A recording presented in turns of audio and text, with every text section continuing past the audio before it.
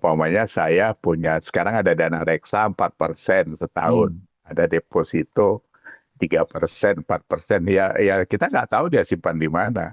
Hmm. Tapi 14,68 triliun Jakarta. Mm-mm. Yang pertanyaannya yang tadi itu, bunganya diambil siapa itu? Kita bicara apa ya, perbaikan internal. Justru Mm-mm. sekarang di Kementerian Keuangan sedang berjalan itu luar biasa. Oh ya. Kementerian lain yang diperbaiki dalamnya apa? Karena orangnya yang masuk ke situ juga nggak ngerti juga mau perbaiki yang mana gitu. Kalau Gubernur Jatim, karena saya di Jatim ya kan terasa nanti cuma buka durian gitu aja. Jadi Berarti closing statementnya Pak Yes sangat optimis ya kerja-kerja Pak Purbaya dengan cara bicara yang sangat terbuka begini itu tetap dilanjutkan atau ada koreksi Pak ke depannya? enggak, itu style.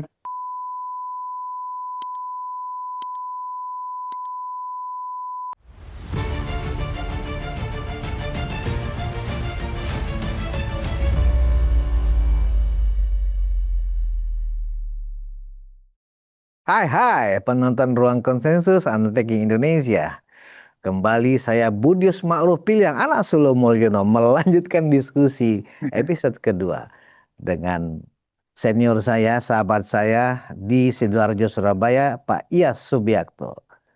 Pak Iyas, masih standby ya? Kita mengulas Eh, satu topik menarik lagi nih, Pak Iyas. ya siap. Kita di Ya. sini kan sepupunya Mulyono. Iya, iya, iya. Baik, Oke. Pak Iyas. Yang menarik sekarang ini juga adalah tentang gebrakan-gebrakan pro kontra kinerja Menteri Keuangan kita Purbaya Yudi Sadewa. Ini menarik Pak Yas. Ada sisi pesimisme dari orang-orang yang melihat ekonomi secara angka-angka, ada sisi optimisme yang melihat bahwa Pak Purbaya sebagai Menteri Keuangan ini akan mampu menjebol tembok-tembok yang tertutup dalam sirkulasi ekonomi kita, ya, sehingga target pertumbuhan ekonomi yang dialamatkan, yang disematkan kepada Menteri Keuangan Purbaya oleh Presiden ini membawa harapan. Nah, tetapi persoalannya adalah yang tidak disenangi oleh sebagian orang kepada Menteri Purbaya ini adalah gaya komunikasinya, Pak, yang ceplas-ceplos, yang bahkan tidak ambil pusing dengan ketika mengkritik lembaga-lembaga lain, kementerian lain, ya kan, sehingga di dikhawatirkan akan ada insoliditas di dalam kabinet, ya, cakar-cakaran dalam kabinet, saling hantam-hantaman.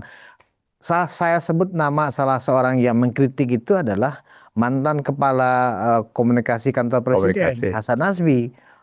Yang dikhawatirkan oleh Hasan Nasbi adalah akan terjadi baku tikam antar menteri ini di kabinet gara-gara cara berkomunikasi, cara bekerja Menteri Purbaya. Nah, sementara Pak Purbaya ini ya tentu dipilih Presiden Prabowo setelah beliau ini mempresentasikan bagaimana caranya Anda bisa mencapai pertumbuhan 8% pada saat 2029.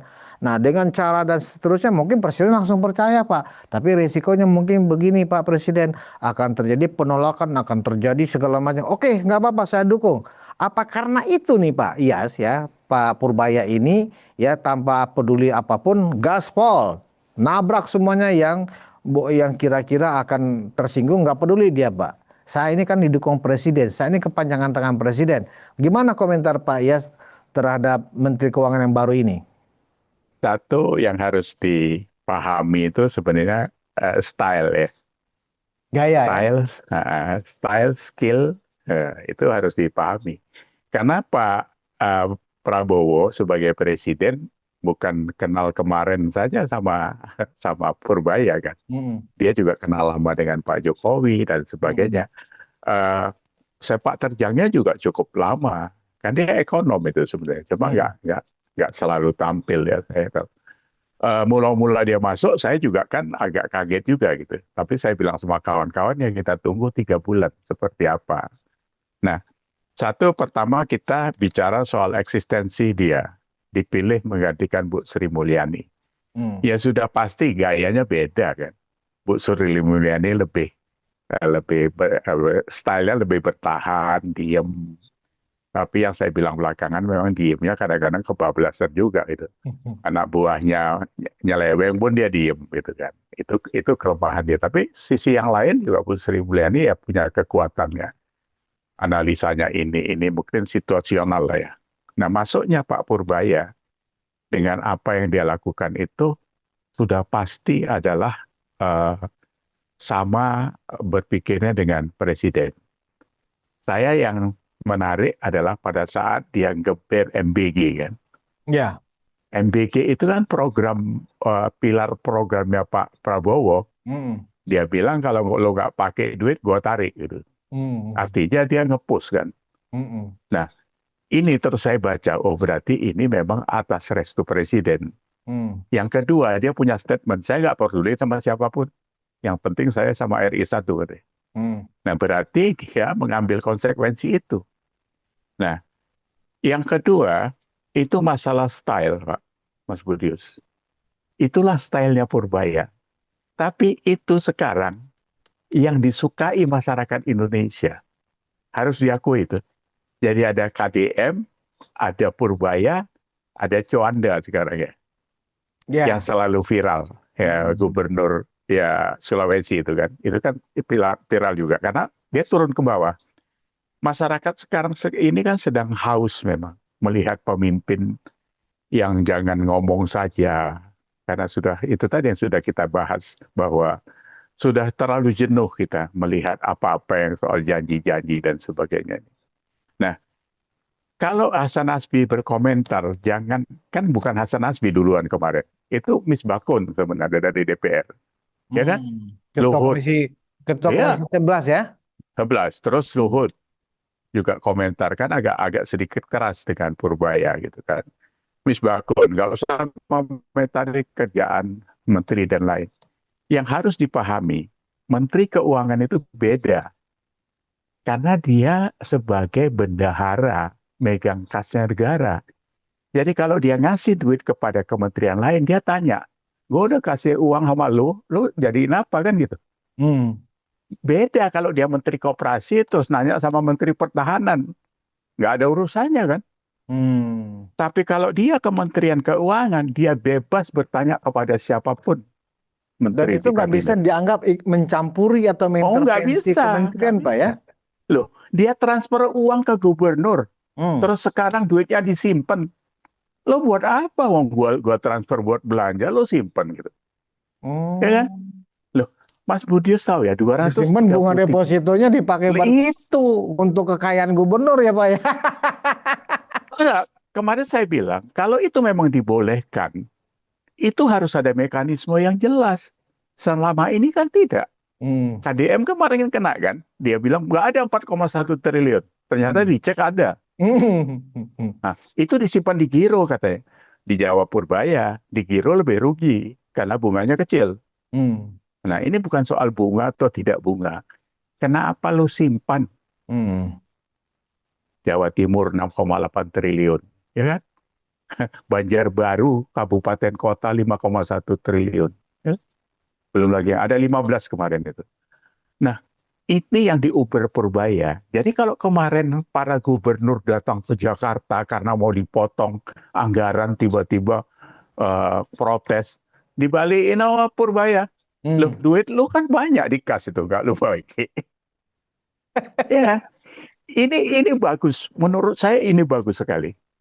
Jadi orang tidak sembarangan nyimpenin duit, sudah minta dikasih disimpan. Kan bukan dikasih uang celengan itu untuk bangun kan. Terus teriak-teriak kepada rakyat, keuangan daerah sedikit kosong, karena dipotong sedikit oleh pusat. Purbaya. Kemudian naikin pajak nggak kira-kira ya Pak ya.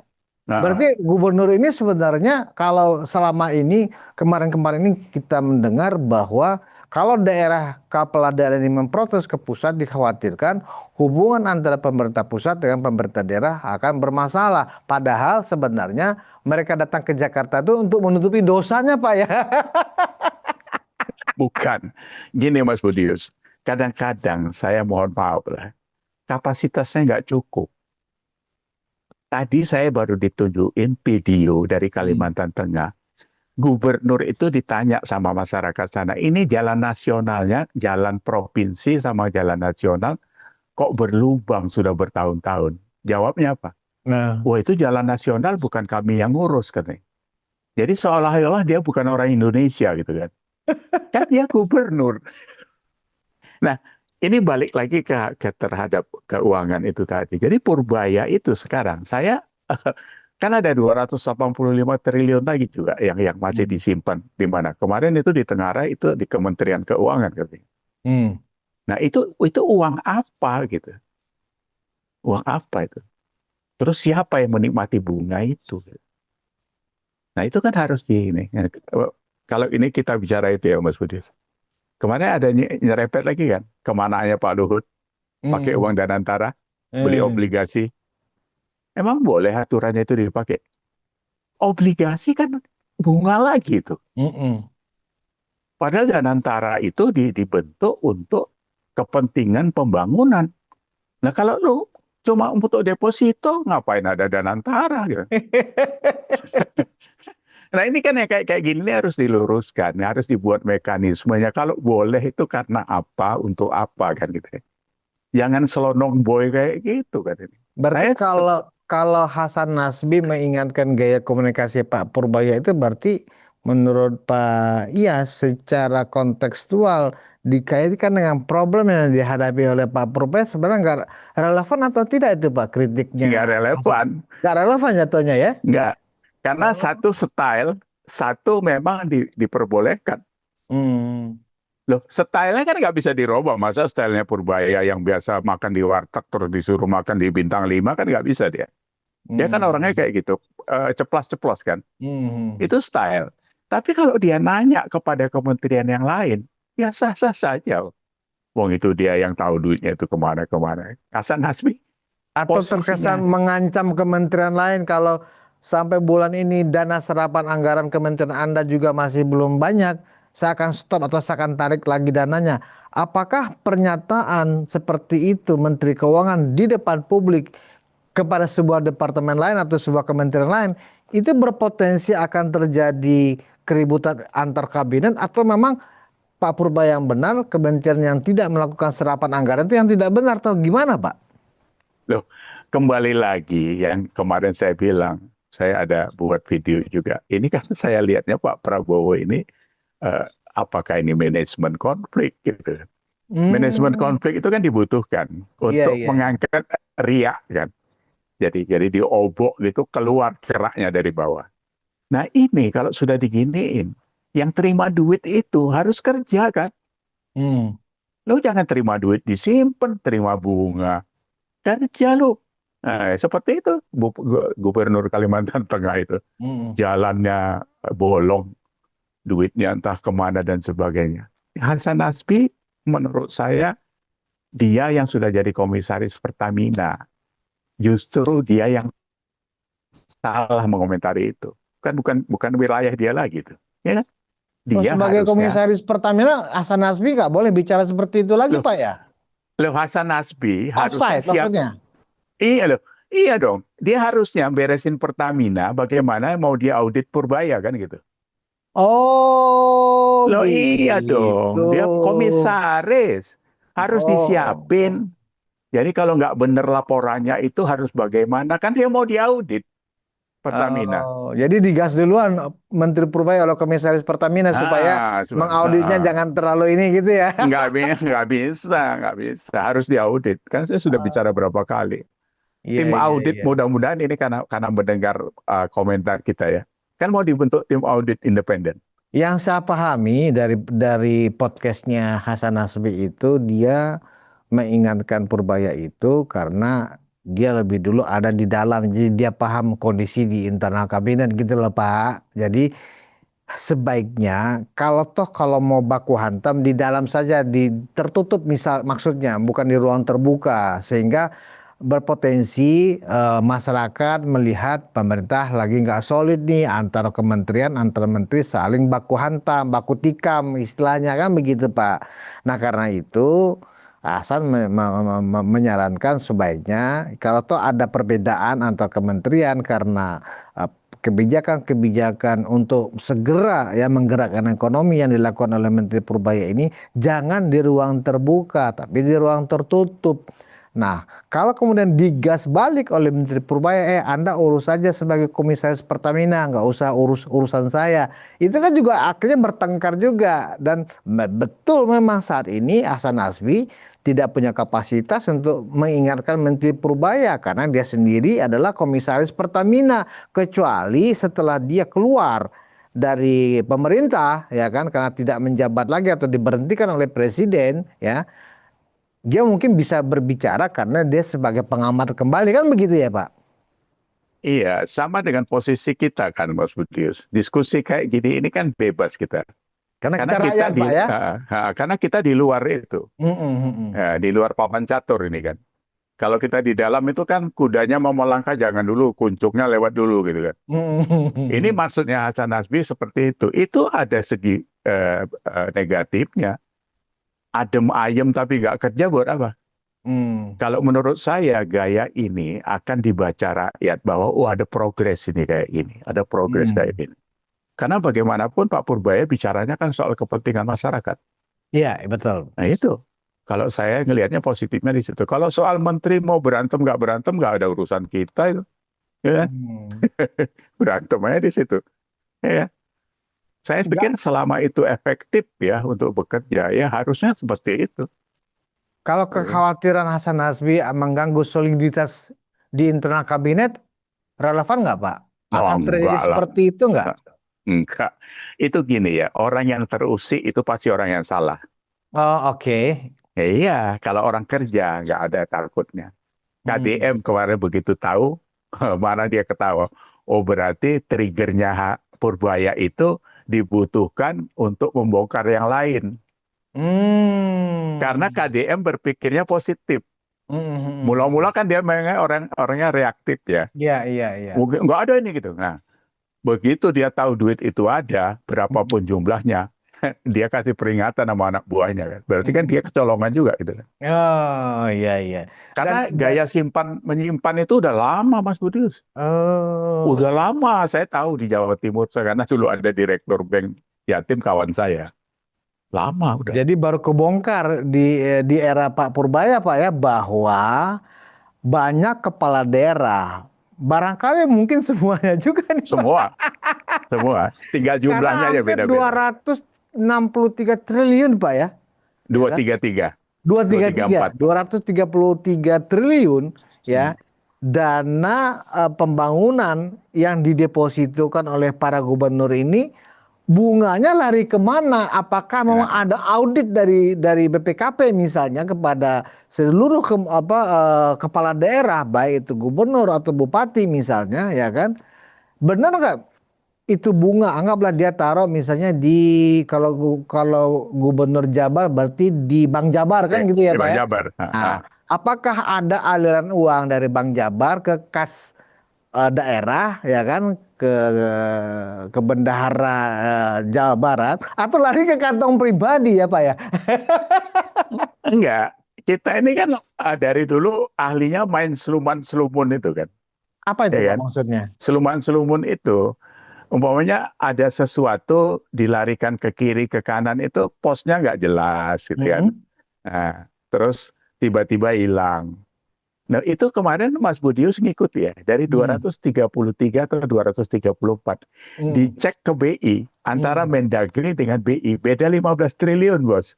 Oh. Nah, itu laporan siapa yang nggak sinkron? Aha. Yang kita mau mengakui 233 atau 218? Itu kan 15 triliun itu kan, waduh, kalau dibeliin keripik singkong dari Merauke sampai Sabang itu. Nah, Pak, setidaknya walaupun ada selisih 18 triliun, tapi setidaknya dua kementerian ini mengakui Pak bahwa memang ada. Artinya yang disampaikan oleh Pak Purbaya itu nggak bohong ya kan. Nah, Loh sekarang coba iya, berandai-andai kita Pak, misalnya kan ada satu provinsi, satu gubernur yang dana simpanan depositonya 15 triliun Pak. Bisa nggak Pak Iyas hitung ya, karena kan Pak Iyas kan orang bisnis ya. Berapa benefit yang didapatkan oleh orang yang punya rekening deposito 15 triliun itu Pak? Berapa rupiah dia dapat satu bulan, satu tahunnya itu?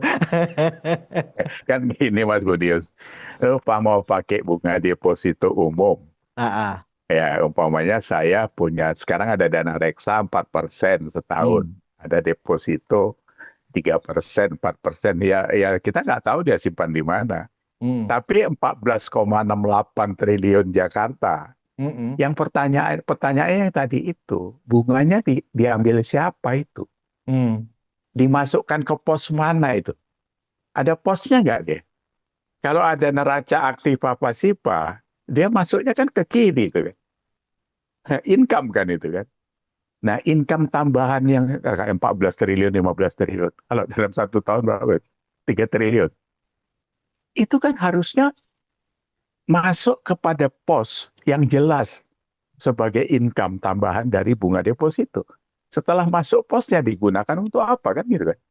Hmm. Nah, Kalau itunya kalau publik menduga, kan ini diam-diam Pak ya kan? hmm, Artinya diam-diam itu adalah kalau memang terbuka ya, nggak mungkin para kepala daerah kemarin-kemarin ini ya ribut kepada pusat ya karena ada efisiensi yang diterapkan oleh Presiden Prabowo ya kan, sehingga banyak pemotongan anggaran. Nah, dampaknya adalah pemerintah atau gubernur ini ya bupati merasa kurang anggaran pembangunan, sehingga salah satu solusinya menaikkan pajak misalnya PBB dan seterusnya. Padahal sebenarnya mereka tahu ada nih dana ya yang didepositokan. Nah, maksud saya berapa sih Pak keuntungannya kalau toh itu dibawa atau dimasukin ke kantong pribadi atau ke kantong siluman, nilainya berapa sih Pak? Kalau misalnya 1 triliun itu depositonya berapa sih nilainya Pak? Lebih kurang kalau bunganya anggaplah 12% satu tahun ya, satu bulan 1%. Berarti dari 1 triliun, dari 15 triliun, berapa triliun yang akan dia kantongi satu tahun itu Pak? ya kan ada putaran gini Mas Budius. Kalau dia diinvestasikan, kan ada obligasi, ada deposito dan sebagainya. Sebenarnya deposito ya 2-3%.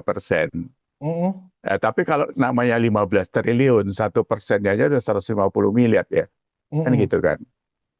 Nah Satu itu tahun pas satu bulan itu Pak, 150 miliar itu. Satu gampang. tahun ya? Kalau 15T 1 tahun, umpamanya ya 15T itu kan berarti 150 miliar ya. Kalau Mm. 1% ya. Mm-mm. Kalau 2% berarti 300 miliar umpamanya gitu, dan Mm. seterusnya. Mm-mm. Yang kita harus pertanyakan, yang tadi itu duitnya kemana? Duitnya kemana? Belum lagi kita bicara kenapa 15 triliun ditahan. Kalau itu untuk pembenahan pembangunan, beresin kali, jalan, listrik dan sebagainya. Kan itu yang menderita rakyat itu kan. Itu duitnya rakyat itu bos. APBN itu kan, APBD kan. Nah Enggak, ini Pak. bagusnya Pak Purbaya itu kalau itu di stretching ke sana, ya ini harusnya bergerak ke depan. Saya lagi membayangkan begini Pak ya. Terkait dengan mahalnya biaya pilkada. Untuk meraih satu kursi gubernur itu kan katanya ada yang habis 100 miliar, 200 Oh iya, miliar. Kan gitu ya Pak ya. Nah, ya, saya ya. lagi berandai-andai, oh pantesan ya banyak yang mau terjun gitu karena dia tahu dari bunga deposito bank BPD-nya aja satu tahun dia bisa menghasilkan, anggaplah seperti yang tadi hitungan Pak Iyas. Ada satu provinsi yang depositonya 15 triliun nilainya. Kalau 15 triliun itu satu tahun nilainya 150 miliar ya kan, berarti kalau dia menjabat 5 tahun ya kan 150 750. menjadi 750 miliar. Berarti balik modalnya nggak kira-kira kan Pak ya dari biaya biaya yang dikeluarkan untuk menjadi gubernur. Kan berandai-andainya seperti itu. Nah, kenapa kita jadi berandai-andai? Karena ini semuanya ada di ruang tertutup, ya kan gitu loh.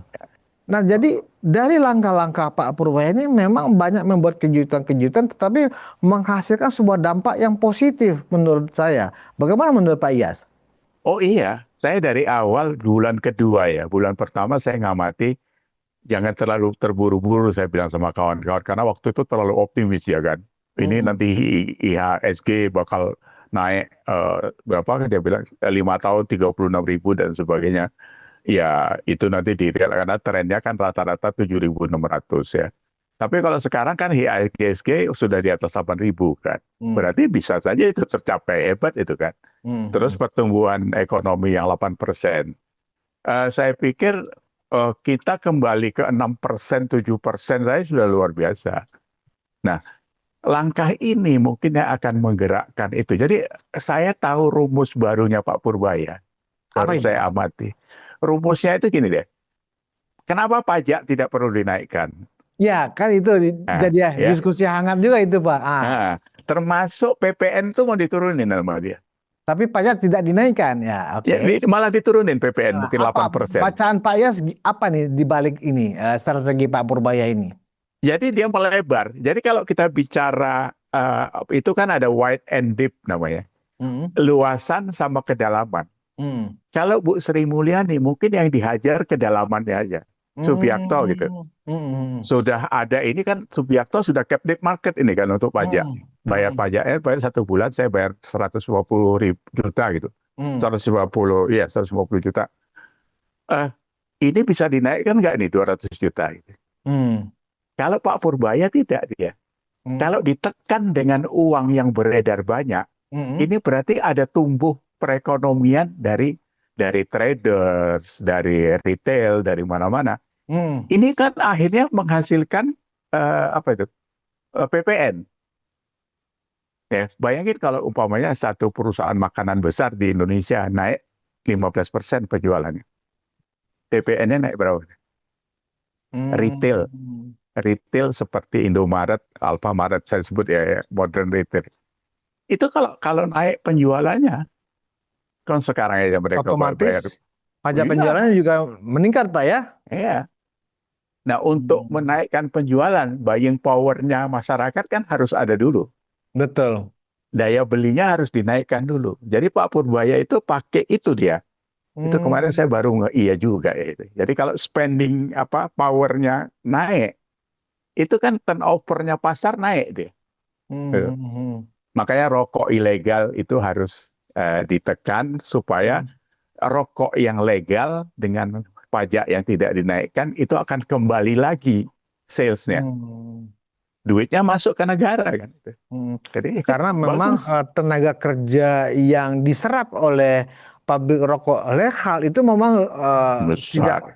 jauh lebih banyak dibanding rokok Oh, ilegal kan gitu ya Pak ya. iya, jelas. Jadi menurut Pak ya sebagai juga pengusaha yang juga punya sejumlah pabrik ya kan, apakah memang kebijakan Menteri Keuangan Purbaya tidak menaikkan pajak itu berarti dia benar-benar ingin menggerakkan sektor ekonomi ini benar-benar berjalan Pak ya? Oh iya, saya koreksi ya. Jangan bilang saya punya sejumlah pabrik, nanti pajaknya naik nih. Dikejar orang pajak ya Pak. Pabrik saya cuma satu aja. Nggak Oke. maksud saya, Mas Budis, dengan apa yang dilakukan Pak Purbaya itu akan tumbuh kan? Kalau pasar itu ada dua ya, Hmm. existing market itu Hmm. dengan produk yang sama tumbuh karena penjualannya saya makan sesuatu dari satu menjadi dua. Itu Hmm. kan di existing market ya. Tapi ada juga karena kemudahan itu orang menjadi membuka usaha kan. Oh iya Nah, iya. nah ini besar sebenarnya. Kemarin saya ngobrol dengan kawan-kawan seperti sekarang ya. Online itu untuk GoFood dan sebagainya itu gede banget sebenarnya. Hmm. Gede itu. Cuma memang dari itu belum didalami soal pajak UMKM-nya memang. Itu yang perlu. Itu gede. Saya pernah menghitung itu bisa sampai hampir 1.000 triliun sebenarnya. Nah, oke. Nah, Satu lagi, Pak. Apa komentar Pak Iyas ketika ini juga mungkin salah satu trigger dari UUS ini rame jadi persoalan sekarang kan salah satunya kan diawali dari pernyataan Menteri Keuangan juga ketika menolak membayar utang KCIC kan gitu loh Pak. Padahal semestinya menurut orang yang paham accounting ya kan itu kan sebuah logika biasa aja yang disampaikan oleh Purbaya tanpa ada pretensi bahwa oh di UUS itu ada masalah, di UUS itu ada utang, enggak kan logika yang dijelaskan oleh Pak Purbaya juga pada saat itu disampaikan oleh beliau. Lah, sekarang kan KAI itu kan BUMN. BUMN itu kan sekarang di Danantara. Seluruh dividen BUMN kan sekarang larinya ke Danantara. Lo kok minta utang BUMN ke saya? Ke APBN? Ya enggak lah. Kan benar Pak ucapannya. Logikanya kan benar Pak. Nah, apa komentar Pak Yas tentang itu? ya, kalau saya memahami Danantara ya, Mm-mm. harusnya dia menjadi holding. Hmm. Kalau dia menjadi holding, ada beberapa puluh bisnis yang akan dikelola dengan untung. Ya. Bukan BUMN yang sekarang loh, 1042, 62% rugi.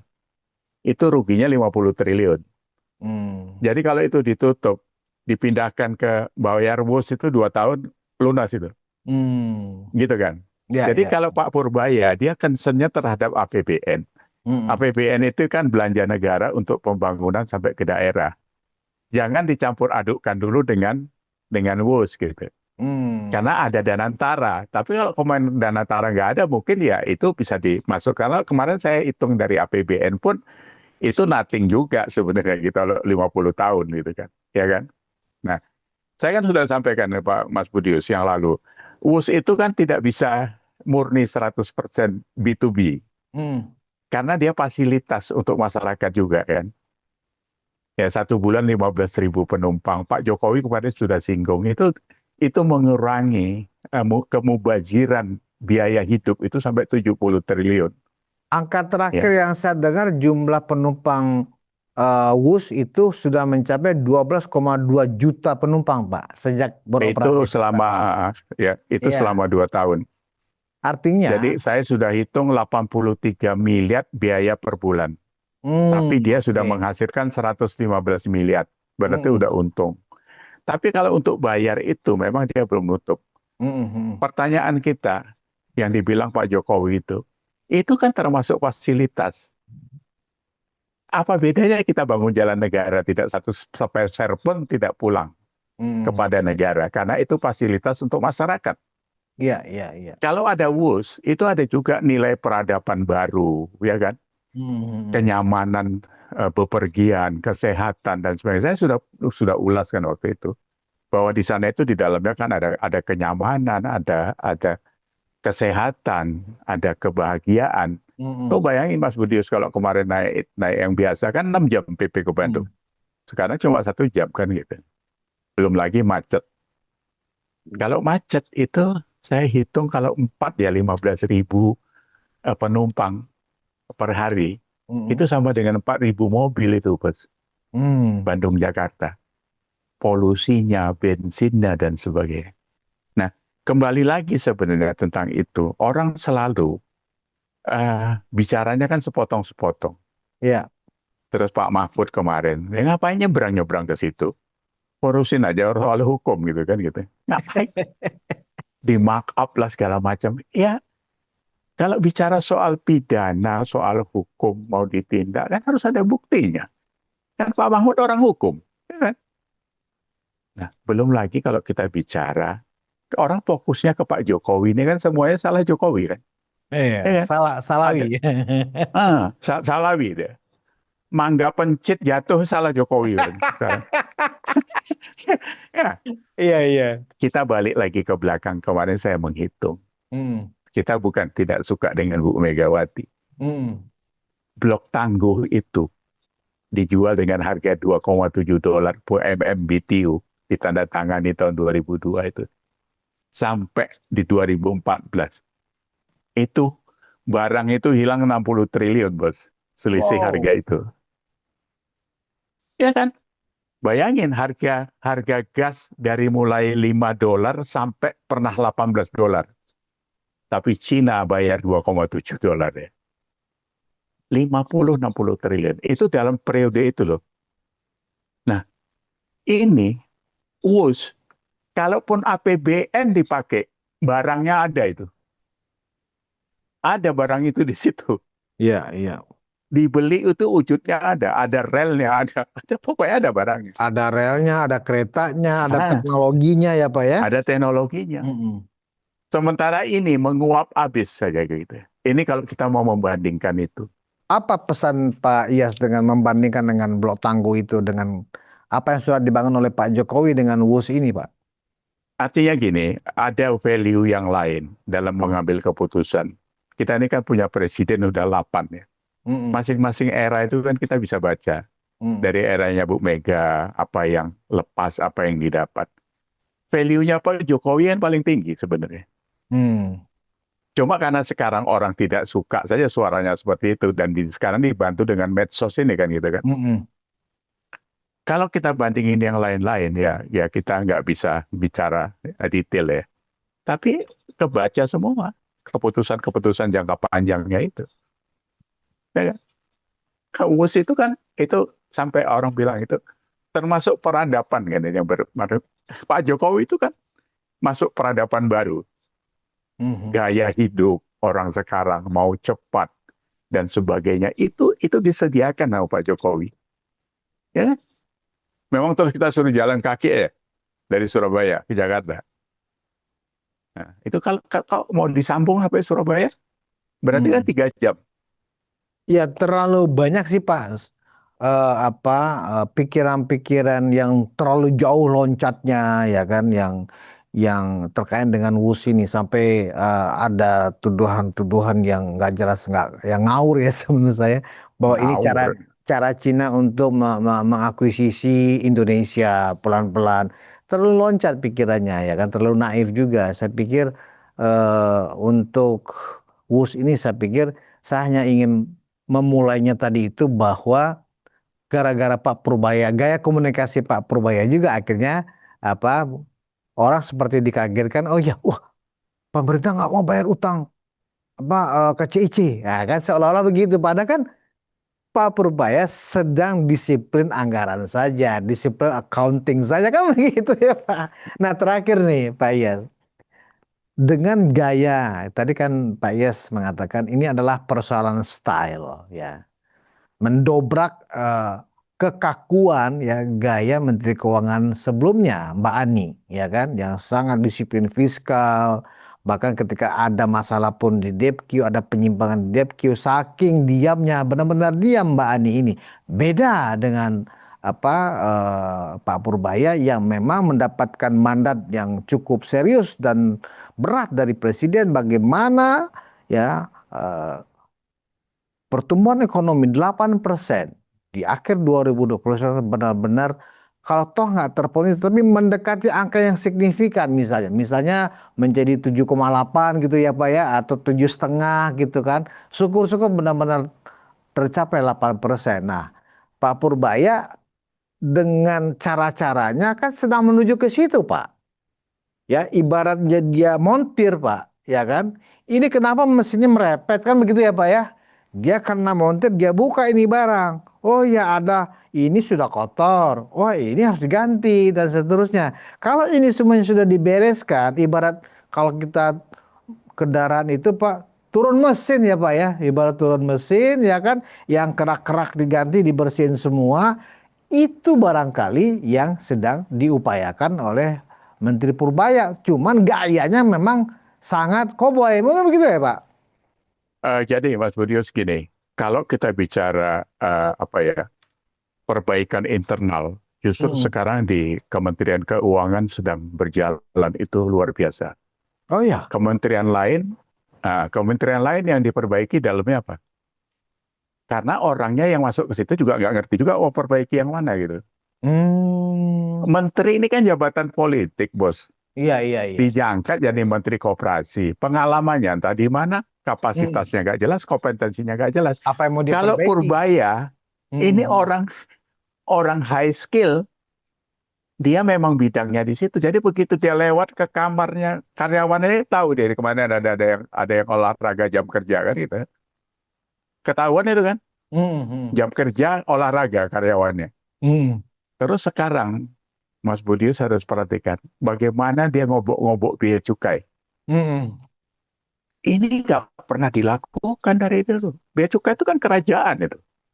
hmm, Ini saya kasih tahu deh. Ada kawan saya yang masukin barang-barang China. Mereka tahu pelabuhan mana yang paling gampang masuk. hmm, Masuk semuanya lampunya hijau, Pak hmm. Biakto. Nggak ada yang merah. Kita nggak usah sebutin. Pakaian bekas. Ah, Kemarin di Tasikmalaya atau di mana? Satu gudang 125 miliar nilainya. Itu berarti kan mas konveksi kita mati, tekstil kita mati. Itu yang mau dihidupin Pak Purbaya itu. hmm. Kawan saya pegang konveksi bos, turun penjualannya 60%. Wow, gara-gara thrifting itu Pak ya? Hmm, Hmm, 60%. Dia bilang saya tawarin kur kemarin karena saya dimintain tolong mandiri kan. Mau Jess, kur, mau saya Pak Biakto, tapi bayarnya enggak kan. Karena nggak bisa ada putaran. hmm, Nah, jadi kembali lagi kepada stylenya Pak Purbaya. Ini kementerian yang lain nggak usah panas dingin, benerin aja dalamnya. hmm, Cuma cara benerinnya tahu nggak lo? Nah, salahnya ini karena menteri adalah jabatan politik. hmm, hmm, Jadi bukan orang yang memang punya skill di situ. hmm, Nah, menteri kehutanan, apa yang mau dibetulin duluan? Bingung juga dia kan gitu. Wong jadi bupati aja 17 kepala dinas dia nggak tahu ngaturnya gimana. Jadi memang rekrutmennya bermasalah kita nih bos. hmm. Jadi itu kalau kalau dari tapi Purbaya sekali lagi ini luar biasa. Karena Dari sekarang dari skill dan kecakapan di bidang ekonominya, yang diragukan dari Menteri Purbaya ini adalah beliau ini bukan orang politik, Pak. Padahal jabatan menteri itu adalah jabatan politik. Memang dianggap dia punya terobosan, tetapi yang dipentingkan oleh masyarakat kan sekarang output, Pak. Benar nggak? Pak Purbaya mampu menjaga inflasi tetap di angka 2-3% misalnya, mampu mencapai pertumbuhan ekonomi, mampu menjaga rupiah dan seterusnya. Apakah menurut Pak Iyas dengan kecakapan, dengan gaya berkomunikasinya juga Menteri Purbaya ini, semua itu akan bisa dibuktikan oleh seorang Purbaya Yudi Sadewa ini? satu hal ya, itu kan kita nggak bisa ngelihatnya nggak bisa hitam putih. Mhm. Karena sebuah negara di ASEAN ini saja sudah ada 10 negara. Kan nggak bisa hidup sendiri kita. Mau Mhm. ekspornya bagaimana, importnya bagaimana, perjanjian apa ini ekspor impor dengan Amerika bagaimana itu kan mempengaruhi. Ya. Tapi maksud saya dengan gayanya dia ini, yang saya lihat adalah bagaimana drive lokalnya itu. Satu aja dari tekstil. Itu nanti bakal bagaimana konveksi di Tasik, di Bandung, di mana-mana lah ya. Yang selama ini cenderung turun 40-60% itu. Belum lagi yang lain gitu kan. Nah, kalau komunikasi karena dia bukan orang politik, saya pikir zaman Jokowi juga ada 4-5 orang yang bukan orang politik. Hmm. Nah, Basuki ya, kan dia orang politik itu. Basuki Hadi Mulyo kan, Menteri PUPR. Bu Sri Mulyani itu setengah politikus tapi nggak kelihatan. Retno Marsudi, siapa lagi? Banyak di tempatnya Pak Jokowi mungkin sekitar ada apa ya, 8 atau berapa. Nah, yang saya terus terang lebih khawatir adalah jabatan politik di kementerian itu. Karena memang nggak ada skillnya, nggak ada skillnya. Bahkan mengontrol, kan gini Mas Budi, saya kan ya jelek-jelek pernah jadi direktur, saya kan gitu. Ini kalau kita nggak punya skill, nanya saja kita nggak ngerti, loh gimana? Hmm. Loh, saya mau pegang satu factory dulu, itu saya di training 3 bulan oleh direktur finance untuk bagaimana membaca neraca, Hmm. ya, supaya kalau meeting saya nggak kayak orang bengong aja gitu. Nah, sekarang saya tanya, saya tanya, ada menteri baru diangkat jadi Hmm. menteri perindustrian. Begitu digenjot Purbaya, kami sudah lama pantau itu katanya. Lo mantau aja nggak pernah ada tindakan, percuma. Yang dipantau apa ya? Iya, karena kan nggak bisa coba kami memantau. Emang ini ngelihat curah hujan atau apa? Nah, dari situ saya lihat karena Purbaya itu orangnya saya pikir apa ya? Ya termasuk tahu di dalam orang praktisi ya, terus dia tahu pasar. Hmm. Mudah-mudahan ini akan baik. Saya optimis kalau dengan gayanya dia. Kalau Kalau kemudian, soal hmm, kalau kemudian Pak Yas, kalau kemudian dikaitkan dengan harapan, ada juga sedikit ketakutan ya terhadap Menteri Purbaya ini. Kalau kemudian langsung ada sebagian publik juga yang merasa, wah ini boleh mendampingi Prabowo nih untuk 2029, Prabowo Purbaya misalnya. Nah ya namanya masyarakat ini kan gampang simpati Pak, gampang juga sakit hati kan itu ciri khas atau karakter orang-orang Indonesia ya kan. Gampang sakit hati, gampang juga simpati kan begitu. Nah ini kan Pak Purbaya ini dari gebrakan hampir lebih kurang 2 bulan ini salah satu ekspresi rasa simpati masyarakat, wah ini berarti boleh nih untuk jadi pengganti Gibran untuk 2029. Nah celotehan-celotehan seperti itu menurut Pak Biakto kalau dilihat dari sepak terjang Pak Purbaya ini, apakah itu juga akan digoreng juga nanti Pak oleh para politisi atau orang-orang yang ingin membenturkan Prabowo Gibran seolah-olah mendapat mesiu baru nih Pak atau mendapat amunisi baru gitu. Gimana Pak Yas? iya. Kalau itu ya bisa aja memang. Oh, kemarin KDM juga sudah kan. Jadi Iya kan iya. sekarang ada yang lagi hype ini kan ada tiga kan, Pak Purbaya, Coanda sama KDM kan, Hmm. sama Gibran lah ya. Tapi kalau orang yang nggak suka Gibran pasti milih mereka kan Hmm. untuk untuk Pak Prabowo. Tapi yang kemarin-kemarin kita ngobrol itu Gibran sama Prabowo itu kan ada pembicaraan yang tidak diekspos kan. Iya iya iya. Iya, itu yang harus dipahami. Karena sejarah Pak Prabowo jadi presiden itu nggak bisa lepas dari Pak Jokowi dan Gibran. Hmm. Ya, tapi ya namanya manusia atau apa saja lah nanti kalau rezekinya Pak Purbaya jadi presiden, ya kita jadi Prabowo ke Purbaya gitu kan. Ya, jadi atau jadi P2 gitu, 2P, Prabowo Purbaya gitu. Ya, ini Jadi nggak perakip lagi. Tapi sebuah itu nanti aja lah. sebuah realitas sih memang bahwa begini Pak.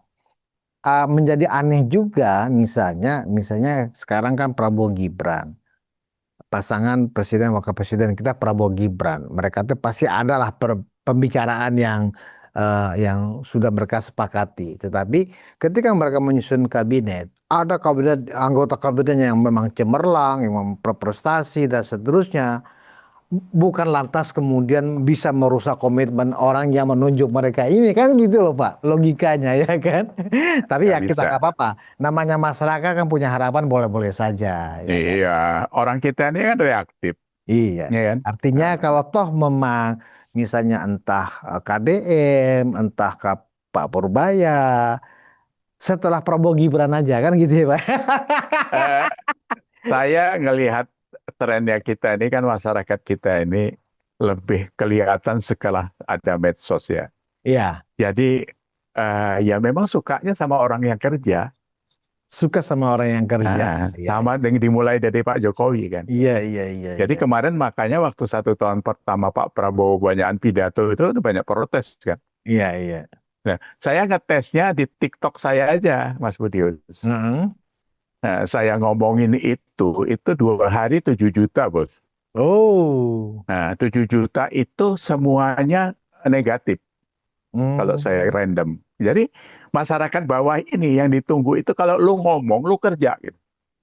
Ngomong tapi kerja gitu ya, Pak ya? Kerja kayak Kepulauan kayak sekarang gitu. Hmm. KDM kan itu, Kerja, Coanda. ya kan kerja. Kerja, Mas Gibran kerja, kerja. nggak pernah istirahat Nah, kemana-mana kan begitu. nah, kalau gubernur Jatim karena saya di Jatim ya kan terasa nanti cuma buka durian gitu aja jadi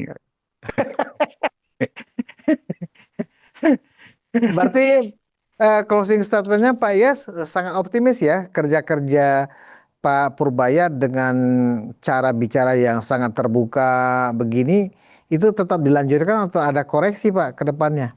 enggak itu style. Apalagi Hmm. kemarin dia ketemu Gibran, saya disuruh ceplos-ceplos terus katanya. Bilang gitu. Jadi sekarang eh, Pak Iyas ingin mengatakan bahwa tetap mendukung Pak Purbaya seperti dengan gayanya karena terbukti bahwa Presiden dan Wakil Presiden tetap mendukung malah Iya, meneruskan iya, gayanya gitu Pak ya. iya, Pak iya. Prabowo mendukung malah Mas Gibran teruskan aja Pak Iya, Purbaya gayanya gitu ya. gayanya. Baik Karena Pak ya. apa ya? Eh, ya di tempat kita ini gini lah. Orang sampai ada joke yang sudah viral di medsos kan. Iya. Yang dimusuhin itu pasti orang baik gitu. Oh iya iya. Jadi kalau sekarang dia banyak diserang menteri inilah Mm-mm. ini, nah berarti orang itu benar gitu. Iya iya iya. Iya. Itu memang Jadi memang bisa dibuktikan ya. semakin Karena tambah terlalu bukti lagi lama. ya Iya. bahwa memang orang baik itu banyak musuhnya, banyak yang menentang, ya kan. Orang Tapi baik itu jalan sendirian katanya gitu. jalan di tengah kesunyian. Nah, itu jalan kesunyian. Jadi apalagi kalau kita sudah lama di ruang keburukan kan gitu. Mm-mm. Nah, jadi begitu masuk orang yang benar kok aneh nih gitu. Oh, Bulunya tapi kok tapi kenapa hingga saat ini tidak ada yang berani mengkritik Presiden Prabowo, tidak ada yang berani apa istilahnya bawel ke Presiden Prabowo. Berarti Pak Prabowo nggak baik loh. eh, apa ya Pak Prabowo ya ada latar belakang yang lebih bebas ngeritik Pak Prabowo kan kita aja. Oh Ya. iya iya Karena kita nggak ada beban. iya Oh, iya. kita Iya. nggak minta jabatan sama dia. Ya kan? Tapi kalau yang lain kan takut dong Pak Prabowo jadi copot. Yang jelas Presiden Prabowo di mata kita Pak adalah seorang presiden yang memang sangat full konsentrasi ya bagaimana rakyat yang bisa makan, anak sekolah bergizi, pertumbuhan ekonomi tercapai bahwa memang terkadang Pak Prabowo jarang muncul tetapi bukan berarti beliau tidak bekerja. Memang gaya ini kembali ke masalah style Pak ya, masalah style. Kalau Pak Jokowi lebih banyak waktu kerjanya ada di lapangan, ya kan memantau pembangunan, bahkan rapat-rapat dengan menteri pun ya di tengah sawah kadang kan di warung kadang kan gitu Pak. Sementara Pak Prabowo kita melihat stylenya memang berbeda, tapi bukan berarti tidak bekerja. Pak Prabowo juga bekerja siang dan malam kan begitu ya Pak Iyas. Iya, jadi kalau Pak Jokowi 10 tahun memang sedang apa ya konsentrasi fullnya di infrastruktur kan. Mm-mm. Secara fisik itu juga harus dikunjungi. Nah, apalagi Papua, Indonesia Timur kan relatif waktu itu nggak pernah disentuh sama presiden-presiden sebelumnya. Iya. Jadi dia hadir sebagai presiden lah di tengah masyarakat itu dibutuhkan waktu itu. Pak Prabowo sekarang ini lebih kalau saya lihat itu kepada strategi nasional ya, long term strategik yang karena apa? Perubahan geopolitik juga beda kan. Hmm. Pak Jokowi kena COVID, yang sekarang kena masa krisis. Hmm. Perang ini, perang itu kan nggak bisa kita hindari. Kan? Daya beli Amerika seperti itu dan sebagainya. Jadi memang dibutuhkan konsentrasi yang lain. Nah, yang paling berat adalah bagaimana Pak Prabowo beresin soal korupsi itu kan. Hmm. Hmm. Itu paling berat sebenarnya. Karena ya sudah dalam banget kan. Jadi budaya itu yang susah. Makanya ya sekarang kita lihatlah dengan adanya Kejaksaan Agung, dengan adanya Purbaya masuk ke Bea Cukai, itu salah satu usaha itu kan. Itu yang didukung sama Pak Prabowo kan. Hmm. Karena memang gudangnya masalah di Bea Cukai itu luar biasa. Artinya Pajak aja Pak kemarin 26 orang penempatan diberhentiin. penugasan presiden kepada sosok seperti Purba itu sangat tepat gitu ya Pak ya. Iya, Baik. Karena memang itu dibutuhkan style kayak gitu. Yang penting Pak, itu sejalan dengan Pak Presiden. Kalau yang lain ya marah-marah biarin aja. Kemarin waktu rapat kabinet, Mas Budius lihat. Hmm. Kan nggak ada di samping kanan kiri Purbaya ngajak ngobrol. Hmm. Semuanya kan kayak menjauh gitu, kayak disingkirkan. Dia cuek aja tuh. Ya apa juga beramah-ramah tapi nggak kerja, atau beramah-ramah tapi ada banyak yang hilang kan gitu. Nah sekarang ini kan Pak Yas sudah melihat itu ya di rapat kabinet, view-nya adalah Pak Purbaya ini seolah tak ada yang ngajak ngobrol gitu ya Pak ya. iya. Nah, Mungkin karena karena takut kali Pak menteri-menteri yang lain untuk bicara ntar diperiksa gitu ya kan. enggak, paling kalau pas dengar nyawa, uang lo udah sampai di mana habisnya kan gitu. Makanya Kalau sama dijamin Pak ya. iya, kalau Pak Luhut kan Pak Luhut minta apa nggak dikasih sama dia. Iya, iya, iya. Ya kan Pak Luhut minta apa itu yang Pak Luhut marah-marah itu. Kalau Enggak ada dekat-dekat nggak? ke Pak Purbaya, misalnya menteri apa gitu ya, ke Menteri Koperasi. Gimana Pak Menteri? Saya dapat laporan baru sekian persen nih serapan anggarannya. Apa perlu saya ambil lagi? Karena itu dijauhin aja Pak. Ya orang yang ya biasa lah ya. Karena itu menjadi barang baru kan. Yang selama ini cool, kompak. Berarti Gitu. menteri yang akan rajin ngobrol dengan Pak Purbaya di rapat kabinet nanti adalah menteri yang daya serap anggarannya sudah hampir habis gitu Pak.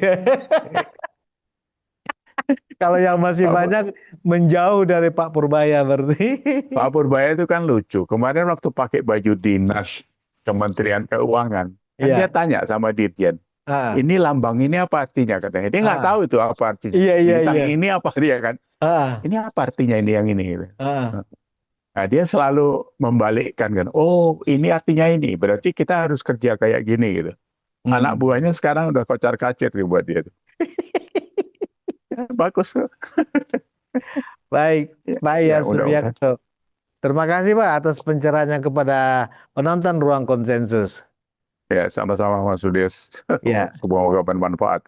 amin. Penonton Ruang Konsensus, ternyata kehadiran seorang Purbaya Yudi Sadewa ini memang sangat dibutuhkan justru oleh Presiden Prabowo dan Wakil Presiden Gibran Rakabuming Raka. Terbukti memang, misal kita mendengar setelah ada pertemuan Pak Purbaya dengan Wapres Gibran, salah satu yang kita dengar, teruskan saja Pak Purbaya gayanya, ya kan gitu. Artinya dari presiden lah, saya ini kan pajangan tangan presiden. Wakil presiden bilang teruskan Pak Purbaya, artinya Pak Purbaya ini sekarang benar-benar dalam dukungan penuh presiden dan wakil presiden. Apapun resikonya, ya kan, entah kemudian dikhawatirkan akan ada baku tikam dalam kabinet, nggak ada masalah, teruskan saja ya Pak.